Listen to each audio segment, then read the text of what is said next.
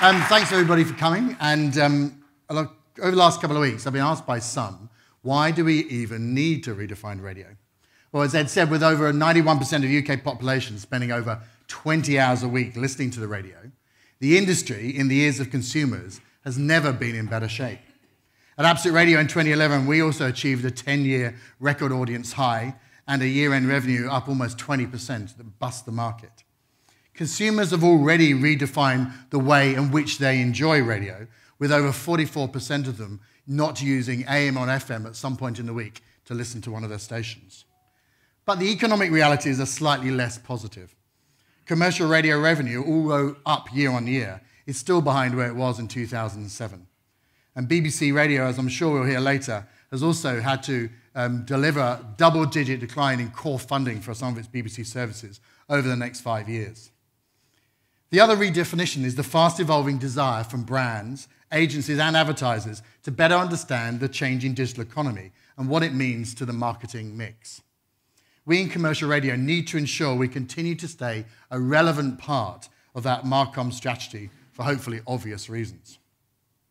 And what I'd really like to share with you this morning is our fundamental belief that radio has the potential to redefine itself by getting a better understanding of the way in which the internet is redefining human interaction and content consumption. The internet first came along many years ago, and before that, this was very much the home PC.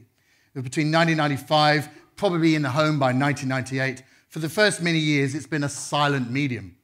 This was possibly due to the fact that the traditional home or office PC looked possibly something like this, allowing only simple characters and text interface. With the advent of in the mid-90s of the mouse and the Windows operating system, it started to attempt multitasking. This reduced that reliance on that QWERTY keyboard. This type of interface became commonplace as the web spread through our everyday, solving problems and creating compelling shortcuts and experiences in our time-starved lives. The next big leap came in 2002 with the mainstream introduction of touch. Now, Apple are credited with this innovation, but in my household, it was TomTom. It was the first mainstream consumer device to utilize and solve the problem of in-car interaction. In fact, it's often reported that technology makes most of its leaps when attempting to solve common problems. So what next? Well, it's already with us, and it's going to help us redefine radio, the original audio medium. Whether it's the much talked about Siri Beta or the amazing Connect from Xbox, the next leap finally is bringing natural human interaction of speak, listen, and gesture to the internet. And we predict that this will also transform our relationship with digital content and broadcast forever. One of the big changes stemming from this increasing role of online and online audio is the attempt by many to create a perfect playlist, algorithm that goes beyond those early adopters. The most startling thing about this insight is the amount of investment and major brands who see growth in this audio space. For us at Absolute Radio, these perfect playlist algorithm and streaming products currently don't challenge or compete or may possibly disrupt us. They really most likely disrupt music retail, and I commonly like to say bring music to silent parts of our day via IP, rather than disrupting premium broadcast radio. But not everyone agrees. And whatever the outcome of this explosion in digital audio content is, most agree that a continuing investment in human content, whether live music, spoken word, football, news, comedy, or personality, is the best way to ensure our continuing listening growth. Surely 10 in a row is really only in our history now. But why Absolute Radio? Well, One Golden Square has been our home for almost 19 years and has always been front and center of investment and innovation in radio. As I'm sure you will agree, at Absolute Radio, we have only accelerated the rate of investment and innovation in our first 3 years as a new consumer brand. And finally, I'd like to leave you with a few points. The internet isn't disrupting broadcast radio. It has the potential to unleash it. It is helping redefine its distribution, content creation, and also, as you'll hear later on this morning, its business model.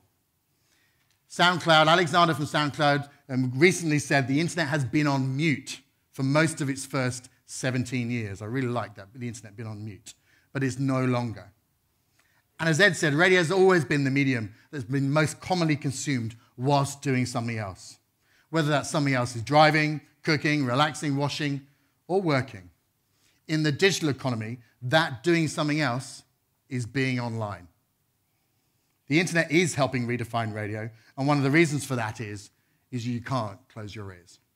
Thank you very much.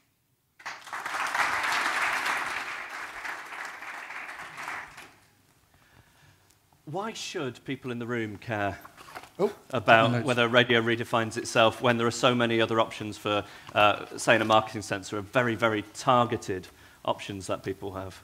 I think the amount of engagement that radio brings to consumers and the amount of time that people spend with it and the enjoyment they get from it and information they get from it proves its resilience in the digital economy.